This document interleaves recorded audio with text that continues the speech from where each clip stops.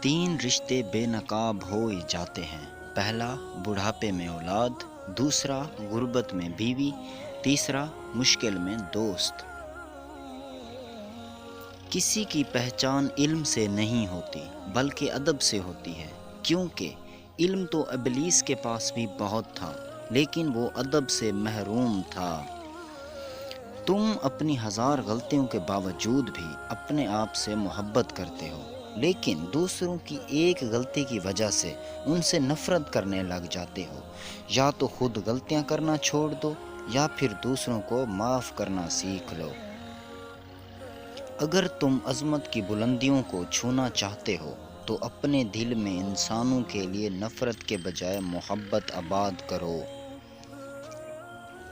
صبر زندگی کے مقصد کا دروازہ کھول دیتا ہے۔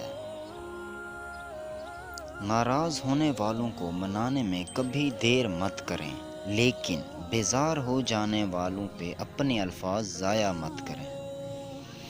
دولت اور حسن کی خاطر کبھی بھی اپنی سیرت خراب مت کریں، کیونکہ دولت دنیا میں ہی ختم ہو جائے گی اور حسن مٹی میں دفن ہو جائے گا، لیکن سیرت آخرت میں بھی آپ کا ساتھ دے گی۔